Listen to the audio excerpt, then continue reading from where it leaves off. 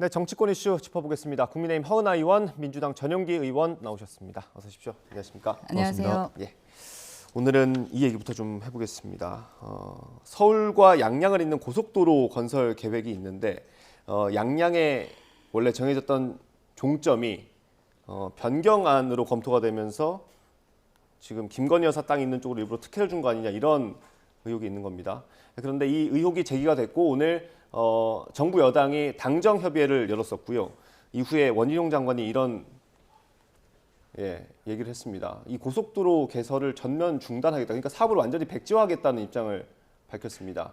네, 서울 양평 고속도로 이게 기재부의 예비 타당성 조사까지 마친 거였고요. 국토부에서 사업 계획을 다시 검토하고 있었는데 의혹이 제기되니까 그거를 전면 백지화하겠다는 입장을 밝혔습니다. 이 내용을 제가 일단 다뤄봐야 될 것 같습니다. 일단 국토부 장관의 어떻게 보면 전격적인 결정인 것 같거든요. 어떻게 보십니까? 장관의 정치적 생명까지 걸겠다라고 말씀을 하셨고 그러면서 이재명 대표에게 민주당을 해산시키던지 아니면 나하고 한판 붙자라는 말씀을 하실 정도로 아주 단호한 모습을 좀 보여줬다라고 생각을 합니다. 예. 이게 이제 왜 이렇게까지 해야 되나라는 생각을 한다면 기본적으로 무분별한 어떠한 의혹을 좀 차단시키고자 하는 부분이 아닌가 하는 생각이 들거든요. 네. 기존의 그 장관께서 얘기하셨던 거 보면은 고속도로 노선은 국민 편익을 기준으로 결정된 것이다라고 말씀을 하셨음에도 불구하고 지금 이러한 결정을 하게 됐다라는 것은 이 그 야당의 무책임한 정치 공세가 앞으로 더 커질 것이 보였기 때문이라고 생각을 합니다. 이런 것은 결국 지역 주민들만 피해를 보시는 것이 아닌지 하는 좀 걱정이 되고요. 그 거대 의석 가진 민주당의 그건 국정 발목 잡기는 이제 하루 이틀이 아니기 때문에 이게 어디까지 이어질지 우려되고 그 피해는 고스란히 국민 몫입니다. 그래서 결국 국민께서 심판해 주실 거라고 생각하시고 이번에 과감한 결정을 한 것 같습니다. 예, 이게 뭐 10억, 20억짜리 사업이 아니고요. 고속도로를 거의 30km 가까이를 만드는 거라서 사업비가 1조 8천억 정도 되는 거예요. 이렇게 문제가 큰 사안도 정치 공세로 보고 싶은 것 같아요. 정부 여당이 도대체 저는 이 사안들을 어떻게 접근하고 있는지 궁금할 지경인데요. 사실 이거는 감사 대상입니다. 정말 큰 문제예요. 예타가 작년에 통과가 됐고 정부가 바뀌면서 갑자기 예비 타당성 조사까지 마친 이 노선을 이렇게 굉장히 멀리 옮겨버린 거거든요. 그러니까 기존에 있던 내용들을 거의 다 엎어버리고 새로운 계획을 세운 건데 거기에 김건희 여사의 땅이 있었고 실제로 그 언론 보도를 통해 확인된 부분을 보면 김건희 여사 일가 땅도 추가로 확인이 되고 있는 것이 않습니까? 네. 그렇기 때문에 이 결정을 한 국토부가 감사 대상이 돼야 되는 것이고 이 책임은 사실 원인은 국토부 장관한테 있는 것입니다. 네. 그래서 이것을 정치 공세로서 민주당이 근거 없는 이야기를 하는 것처럼 몰아가서 이런 패거리 싸움으로 비화시키려고 하시는 것 같은데 이 해당 문제는 패거리 싸움으로 비화됐을 문제가 아니고요. 실제로 이 결정을 했던 국토부가 감사를 받아야 될 굉장히 커다란 사안으로 볼 수 있다. 여기에 책임이 있는 사람은 원희룡 국토부 장관이 될 수 있다. 이렇게 볼 수 있는 겁니다. 예. 그래서 해당 문제를 정말로 잘못된 것을 정확하게 인지하고 정부 여당이 대응을 해야지 민주당의 정책 공세로서만 볼 것은 아니다. 그걸로 치부할 것만은 아니다. 저는 그렇게 보고 있습니다. 예, 이게 저도 자료를 좀 찾아봤어요. 국토교통부 이거 인터넷에서 보실 수 있는 자료입니다. 2021년 4월 30일에 나온 자료인데 서울 양평 고속도로 예비 타당성 조사 통과거든요. 이게 그러니까 기재부의 예비 타당성 조사를 통과를 한 거죠. 이 사업이 타당한지 우리가 정부 돈을 들여서 사업을 할 만한지를 검토한 건데 기재부는 일단 사업을 해도 좋다라고 판단한 거고 그 다음에 이제 국토부가 이제 계획을 다시 수정하고 조금씩 세부 조정하는 과정이 있던 건데 여기에 나온 걸 보면 양평군 양서면으로 돼 있어요. 종점이. 그러니까 지금은 강상면으로 바뀌어가지고 지금 논란이 되고 있는 거 아닙니까? 기본적인 예비 타당성 조사가 끝난 다음에 이렇게 노선이 바뀌는 경우가 있는지. 기본적으로 결정이 된 바가 없고 살펴보고 있는 것이다라고 검토 중인 사안이다라고 저는 보고를 받았고요. 그리고 아시겠지만 지금 국민의힘에서도 사실 경찰에 고발을 할 것이다라고 했죠. 네. 회의록을 살펴보면 사실 다 알 수가 있습니다. 양평군하고 경기도하고 국토교통부가 어떤 식으로 의견을 교환했는지에 대한 회의록을 살펴보면은 진실은 밝혀지게 되어 있습니다. 그런데 정치 공세를 해버리면은 진실은 숨겨지고요. 그 의혹만 남게 되죠. 그래서 괴담에 더 이상 쓸려다니지 않겠다라는 그런 의지를 보여준다고 생각합니다. 네, 괴담. 그러니까 괴담으로 치부해버리면 모든 게 끝나니까 거기에 목적이 있다고 보이는 거죠. 실제로 그 강상면으로 예타가 통과된 사업이 옮겨지고 나서 저희가 윤석열 대통령의 재산신고 내역을 봤는데요. 실제로 김건희 여사가 강상면에 임야를 굉장히 많이 가지고 있습니다. 그 내용들은 이미 공짜윤리법에 의거해서 다 공개가 된 내용이거든요. 그래서 지금 TV를 보고 있는 시청자분들께서 윤석열 대통령의 재산신고를 보시면 그 강상면 땅이 있어요. 여기에서 땅값이 안 오르고 말고 사실 이런 내용들이 정치적 공세가 될 수 있는데 거기에 IC가 들어오고 실제로는 조금 전에 강두구 의원이 또 밝혔듯이 잠실까지 25분, 30분이면 올 수 있다라는 사실 황금의 땅으로 변모할 수 있는 그런 사안이거든요. 잠깐만요. 네. IC는 아니고 그러니까 나들목이 아니고 분기점이라고 하더라고요. 그렇죠. 결국에 네. 종점이 JC. 바뀐 것이죠. 예, 이게 정확하게 짚고 가면 종점이 저쪽에 생기는 건데 종점에서 얻을 수 있는 굉장히 그러니까 안 좋은 땅들이 황금의 땅으로 바뀔 수 있는 그런 상황이다라고 설명을 해주셨어요. 그런 측면에서 우리가 이 사실만 보더라도 굉장히 좀 문제가 될 만한 건들이 여러 가지가 있는 것이죠. 그래서 이것을 정치 공세로 매도해버려서 민주당의 괴담을 듣지 마라라고 할 것이 아니고 실제로 왜 이 사업이 이렇게 변경이 됐는지 국민의힘에서 더 들어봐야 될 사건이다. 저는 이거 굉장히 큰 사안이다 이렇게 보고 있습니다. 근데 이게 국토부 장관의 저 발표가 사실 굉장히 놀랍긴 합니다. 이게 어느 정도 몇 차례 해명을 하고 그다음에 여기에 주장, 민주당의 주장이 너무 터무니없다고 하면은 이제 그런 결단을 내릴 수도 있을 거다라고 생각이 드는데 지금은 정말 전격적으로 나왔고 그러면 더 이상 의혹 제기는 하지 마라 뭐 이런 식으로 보이기도 하거든요. 그러니까 의혹 제기를 통해서 국민들 불편하게 하지 않겠다라는 의도가 아닐까라고 저는 생각을 하는데요. 더 잘 아시겠지만 사실이 중요한 게 아닐 때가 너무나 많다라는 겁니다. 사실 여부는 살펴보면 되는 건데 아니면 말고식이 너무 많지 않습니까? 만약에 이것이 사실이라면 문제가 있다라고 하면서 정치 공세하는 것에 이제 사실 지친 국민들이 많다라는 거죠. 그래서 이제 장관도 저러한 결정을 했다고 생각하는데 저는 민주당에게 묻고 싶어요. 저도 그 어떤 진상 규명을 하겠다고 저에게 네. 뭐 코인과 가상화폐 얘기를 하시거든요. 근데 출입기록 저는 공개됐을 때. 예, 코인과 가상화폐가 없습니다. 그럼에도 불구하고 사실 확인은 하지 않고 엄연히 그 로비를 하는 사람처럼 보여지게 해서 이미지를 훼손시키고 있다라는 거거든요. 그러한 부분을 지금 이제 용산에까지 지금 뻗치겠다라고 생각을 하시고 있는 것 아니겠습니까? 사실 여부가 확인되고 나서 정말로 문제가 있다면 얘기를 해야 되는 건데 사실 여부가 확인되지 않고 또 땅값도 마찬가지입니다. 통계학적으로 이 부분이 땅값이 얼마나 올라갈까 안 올라갈까도 확인해 보지 않고 JC이니까 땅값이 오르겠지라고 말하면서 선동하는 부분을 그만 멈추시라라는 사인이다라고 생각하시면 될 것 같아요. 그러니까 사실만 말씀을 드리면요. 김건희 여사가 소유하고 있는 땅이 강상면에 있고 그다음에 종점이 예비 타당성 조사까지 통과가 됐는데도 종점이 강상면에 옮겨졌고 이거는 사실이라는 겁니다. 그거는 사실인데 그 첫 번째가 그건 것 같아요. 그 예비 타당성 조사를 마친 사업 계획이 그 착수할 때까지 변동될 수 없는 것인지 그거는 한번 확인이 필요할 것 같고 일부 의원들은 예비 타당성 조사 통과한 것도 하는 과정에서 세부 조정은 가능하다라고 얘기를 하니까요. 그 부분 확인해야 될 것 같고 그다음에 저거를 변경하는 과정에서 외압이나 청탁이 있었는지 그러니까 변경되는 경우는 더러 있다고 합니다. 변경되는 더러 있는데 이게 굉장히 좀 무리하게 변경된 측면이 있다라고 돼 있는 것이고요. 심지어 여기에서는 강상면에는 사실 김건희 여사의 땅이 많으니까 오히려 더 이런 것들이 의혹이 증폭되는 거예요. 외압이나 청탁 같은 경우에는 외부인들이 결국에는 하게 되는데 네. 김건희 여사는 충분히 힘을 쓸 수 있는 위치에 있는 것 아닙니까?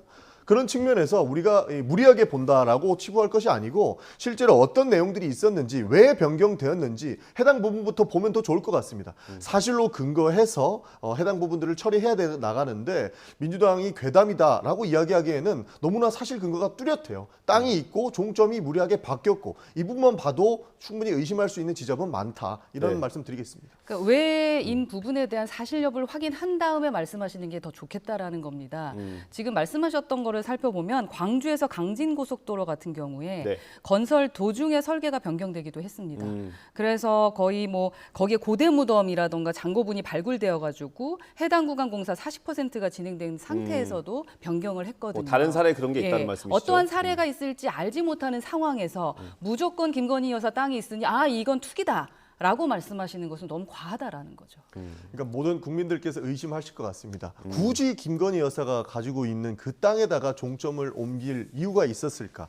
이것은 외압이 없다 하더라도 국민들께서 이해하기 굉장히 어려운 사건으로 볼 수 있습니다. 그렇기 네. 때문에 민주당이 괴담, 뭐 이렇게 선동적인 정치를 하지 마라 하고 하기 이전에 이런 결정을 내린 국토부가 왜 이런 결정을 했을지 저는 충분히 감사할 수 있다고 보고 있고요. 해당 문제는 국민들께서 함께 판단해 주실 거지만 굉장히 좀 큰 사안으로 번질 수 있다. 저는 그렇게 보고 있습니다. 알겠습니다. 국토부에선 입장을 충분히 밝힐 것 같습니다. 예. 어쨌든 사실 여부를. 그러니까 이게 정부에서 설명을 하고 이런 작업이 조금 부족했던 것 같긴 합니다. 이게 의혹이 제기되고 며칠 안 있다가 지금 갑자기 사업을 백지하겠다고 하니까 저희도 조금 더 알아보고 싶은데 그런 것들이 부족한 부분은 있는 것 같고 어떻든 사업을 백지화하겠다고 했으니 민주당에서는 TF에서 계속 조사를 할 거 아닙니까? 그래도 의혹을 그렇죠. 제기하고 그러면 그거에 따른 정치적인 책임을 어느 쪽이든 지게 되지 않을까 싶습니다. 왜냐하면 양평 같은 경우는 이게 완전 수건 사업 아니었겠습니까? 이게 그쵸. 2조 원에 가까운 돈이 들어가는 거니까. 사실 그 김건희 여사의 어머니가 소속돼 있는 그 회사가 양평 공흥지구에서 문제가 있다라는 의혹들이 계속 나왔지 않습니까? 왜 이렇게 양평과 관련된 내용들이 계속적으로 되풀이 되느냐? 사실 이런 부분들까지는 어떻게 보면은 뭐 정치 공세다 이렇게 얘기할 수 있겠는데 실제로 예비 타당성 조사가 마쳐진 이런 고속도로 사업까지 연결이 되다 보니 민주당에서는 의심을 할 수밖에 없는 상황인 거고요. 오늘 민주당 의원들과 몇몇 분들, 전문가들이 몇몇 분들이 양평을 갔습니다. 네. 그래서 해당 사업들 그리고 실제로 땅값의 변화가 있었는지에 대한 의혹들을 사실 해결을 하려고 가 있는데 추가적으로 국토부에서 명확한 해명이 나올 수 있을 것이라고 저는 기대는 하지만 의심은 품을 수 있을 거라고 보고 있습니다. 알겠습니다. 명쾌하게 회의록 공개하고 왜 이런 결정을 했는지를 국민들께 소상하게 밝힐 필요가 있다. 그렇게 예. 보고 있습니다. 네, 국민들께 소상하게 밝히고 그 밝혀진 부분에 대해선 인정을 해주는 것도 필요한 것 같습니다. 알겠습니다. 네.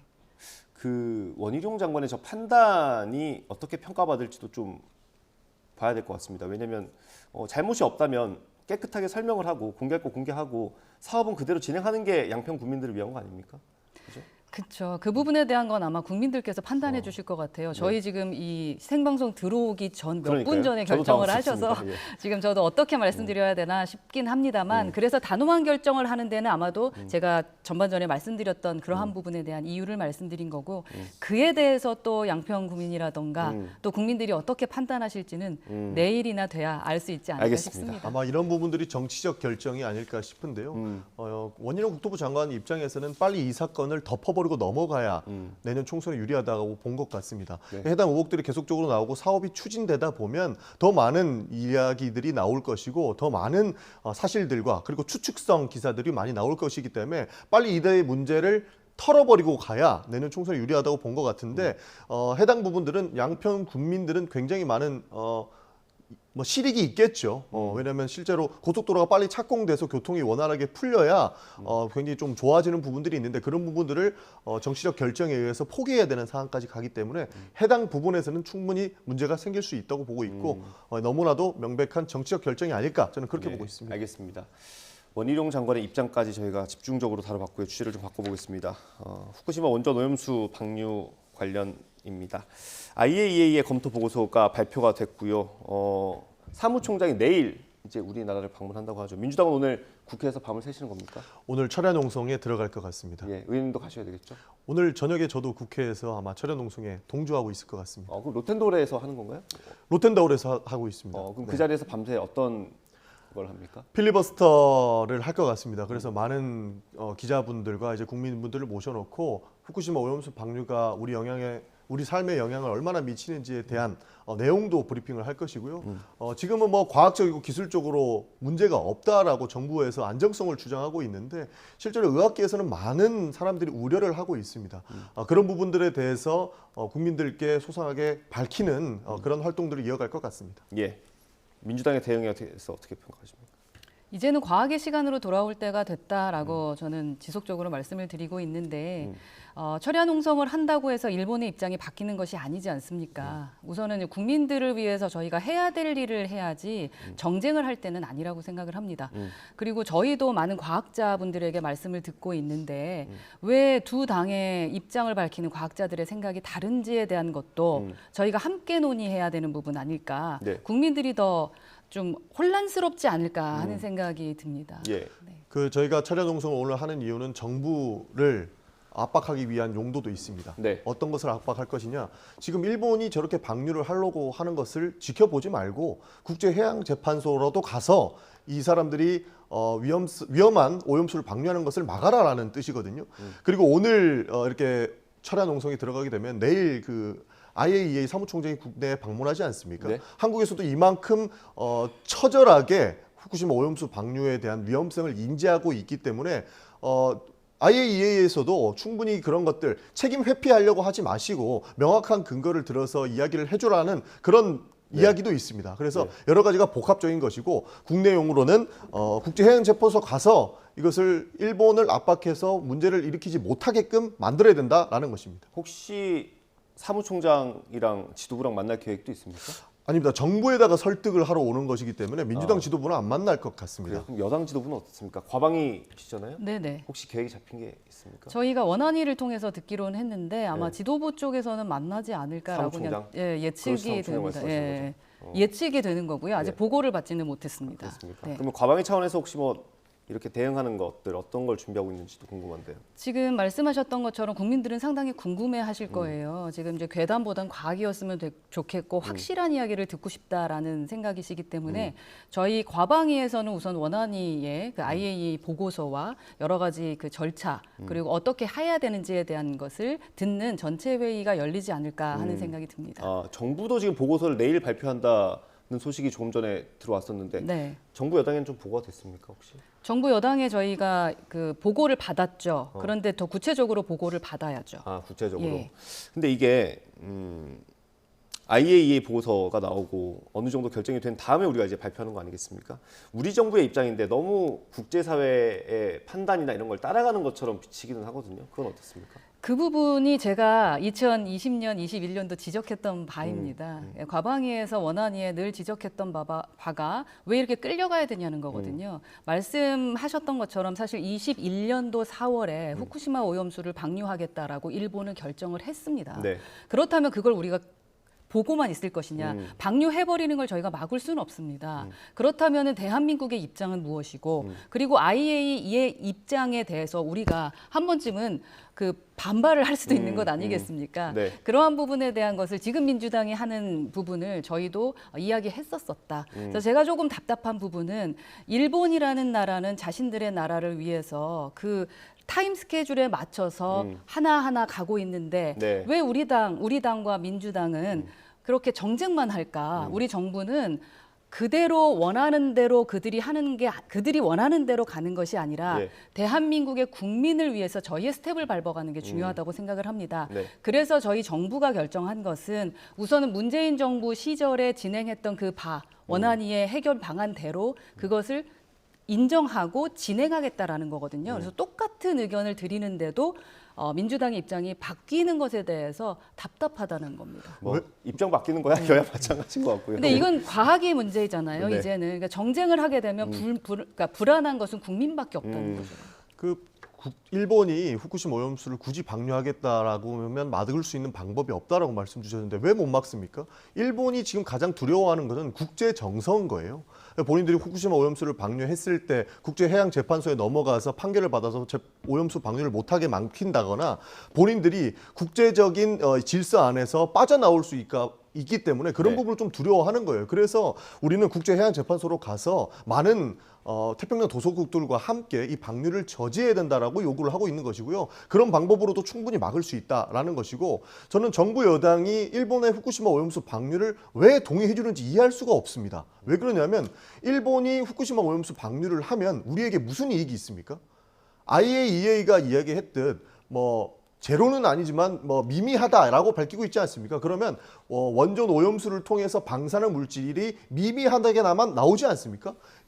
그러면 이 미미하게 나오는 부분들을 막아야 되는 것이지 우리에게 하나도 이익이 없는 것을 우리가 방치하고 있는 것은 절대 도움이 되지 않는다 이런 말씀을 드리고 싶고요.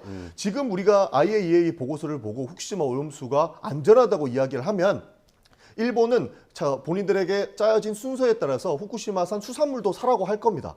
그러면 그것은 위험하다고 안 살 겁니까? 우리가 국제적으로 안정성과 과학적으로 기술적으로 안정성이 담보된 후쿠시마 오염수라고 이야기하면서 후쿠시마산 수산물은 무엇을 근거로 안전하지 않기 때문에 우리가 사지 않겠다고 이야기하겠습니까? 후쿠시마 오염수가 안전하다고 주장하게 되면 후쿠시마산 수산물도 안전하다고 주장을 할 수밖에 없는 것이고, 그렇게 되면 일본의 뜻대로 우리나라가 놀아날 수밖에 없는 상황이기 때문에 후쿠시마 오염수가 안전하다고 대한민국 정부가 얘기해서는 절대 안 된다라는 말씀 드리고 싶습니다. 네, 그 세 가지 지점에서 제가 말씀을 드릴게요. 우선은 전 의원님 말씀하시는 대로 저희는 동의하지 않습니다. 방류하지 않는 게 더 좋죠. 하지만 그들이 결정했다라는 겁니다. 그걸 막을 수 없는 것이 현실이다라는 말씀이고요. 두 번째 말씀하셨던 국제해양법 재판소의 그 말씀하셨잖아요. 그 부분 사실 21년도 4월에 문재인 대통령께서 하셨습니다. 그 후쿠시마 원전 오염수 관련 잠정 조치 및 제소 검토를 지시하셨어요. 네. 그런데 문제는 외교부에 확인을 해보니까 당시 지시에 따른 결과도 공개를 하지 않았고요. 그리고 민주당도 또다시 해양법 재판소에 제소하는 것을 검토해달라고 주장을 하셨어요. 21년도와 22년도에. 예. 그런데 안 된다라는 걸 아셨거든요. 이미 21년도에 이런 일이 있었습니다. 저희도 동의하기 때문에 똑같이 해보고자 하지만 그건 국제법상 안 된다라는 걸 밝혔습니다. 그래서 문재인 정부 때 그러니까 제소 검토하셨던 것을 어떻게 됐길래 제소가 안 된 건지도 묻고 싶고, 만약에 제소가 됐다면 지금 이런 일은 없습니다. 제소가 안 된 겁니다. 이게 사실입니다. 그리고 세 번째, 안전하지 않은 그 수산물을 저희가 수입하지 않겠다라고 정부는 발표했고요. 우리가 안전하지 못한 그 수산물을 먹으면 안 되죠. 그리고 안전하다 하더라도 국민들이 불편하다고 하시면은 사실은 지연하는 것이 맞다고 생각합니다. 저희가 수산시장에 가서 그 소상공인들 만나 뵀을 때도 그 말씀 하시거든요. 지금 피해보고 있는 거는 너무나 확실하고, 그리고 엄청난 그 조사를 한다고 합니다. 그래서 지금 먹고 사는 게 문제가 많이 된다라고 하기 때문에 안전에 대한 부분을 확실하게 이야기해달라라고 말씀하시거든요. 지금 방류하지 않았는데도 이렇게 피해를 보는데 방류하게 되면 그분들 얼마나 피해보겠습니까? 그걸 저희가 지켜드리기 위해서 과학적 접근을 해야 된다. 그리고 이제는 더 이상의 괴담이 아니라 왜 일본 편드냐? 일본 편들고 싶지 않습니다. 전체 회의 때 제가 말씀드렸어요. IAEA와 일본 측에 우리가 반발하자. 방류하게 됐을 때 가만히 있으면 되겠습니까? 근데 싸운다고 일이 해결된다는 게 우리끼리 싸운다고 일이 해결되는 것이 아니라는 겁니다. 예. 저는 어민 피해는 더 가중될 거라고 보고 있고요. 사실 후쿠시마 오염수가 실제로 방류되고 나면 우리 어민들 피해는 정말로 인파만파 퍼질 거라고 생각을 합니다. 사실 우리가 쉽게 생각하면 찝찝하면은 안 먹지 않습니까? 우리가 삼겹살을 먹더라도 삼겹살 탄 부분 먹으면 암 걸린다라는 속설 때문에 안 먹지 않습니까? 근데 그 과학적으로 탄 부분을 한 6톤 정도를 먹어야 암에 바로 걸린다고 하더라고요. 우리가 찝찝하면 안 하는데 지금 후쿠시마 오염수가 방류되고 나면 우리 어민들 어떻게 하겠습니까? 국민들은 그 정서에 따라서 위험하다고 인지하고 조금이라도 위험한 것은 하지 않으려고 하는데, 그것을 위해서라도 우리는 어떻게든 막아야 되는 것 아니겠습니까? 사실 국제해양법 재판소 안 됐기 때문에 제소하지 않았다라고 말씀을 해주시는데, 그때는 이 검출을 하기 위한 다양한 시도들을 하고 있는 상황이었기 때문에 국제해양법 재판소에 못 갔던 겁니다. 그러나 지금 IAEA 보고서도 나왔고요. 그리고 IAEA 보고서에 이렇게 검토되고 있는 그 시료 자체가 도쿄전력에서 제공했기 때문에 이것은 믿을 수 없는 상황이 온 것이고 정황과 상황이 변모하고 있기 때문에 이것은 충분히 해양법 재판소에 가서 후쿠시마 오염수를 방류를 막을 수 있는 상황까지 왔다라는 겁니다. 그렇기 때문에 우리 정부가 누구보다도 먼저 국제해양법 재판소에 가서 후쿠시마 오염수 방류를 저지해야 된다. 저는 이런 말씀을 드리는 것이고요. 알겠습니다. 하나만 더 여쭤보고 넘어가겠습니다. 우리 정부는 아직 확인한 게 아닌데 일본 언론을 통해서 기시다 총리와 윤석열 대통령, 그러니까 기시다 총리가 윤석열 대통령에게 직접 설명하는 자리를 만들 거라는 보도가 있어요. 그게 이제 다음 주가 될 거라는 전망이 있고요. 이렇게 될 경우에 대통령이 오염수 방류를 승인해 주는 것처럼 비칠 수도 있지 않습니까? 그거에 대한 부담은 없습니까? 그 부분에 대한 고민이 많으시겠죠. 사진 한 장이 주는 메시지가 네. 있기 때문에 그 다음에 그래서 저희가 어떤 메시지를 내느냐가 상당히 중요할 거라고 생각을 합니다. 그 정상회담에서 하게 된다면 그 회담 자리에서 또 대통령이 어떤 메시지를 보내는지도 지켜보면 좋을 것 같고요. 네, 한 5분 정도 남았는데 마지막 주제 좀 다뤄보겠습니다. 민주당 얘기입니다. 이낙연 전 대표가 국내로 들어오고 나서 전직 대통령들 묘소를 참배하고 또 예방도 했습니다. 영상을 준비했는데요. 영상 준비되면 요거 보고 다시 돌아오겠습니다.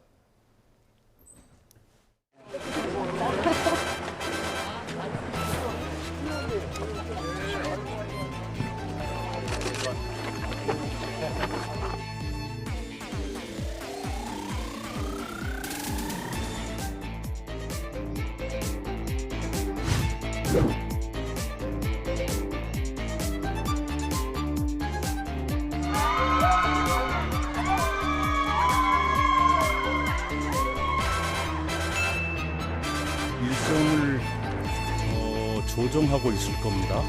정치인들이 말하는 그런 줄다리기가 있지는 않아요. 현재 민주당 상황이 굉장히 어렵잖아요, 그게. 그렇기 때문에 당의 중요한 지도자인 두 분이 빠른 시일 내에 만나서 또 국민들의 궁금증을 해소하고 우리 만나자, 필요하다 이렇게 이야기를 하면서 이낙연 때문에 대선 졌다, 이낙연이 뭐 윤석열 찍었다 이런 허위 사실을 유포를 하고 있거든요. 두 분 간에 화학적 결합이 되겠냐.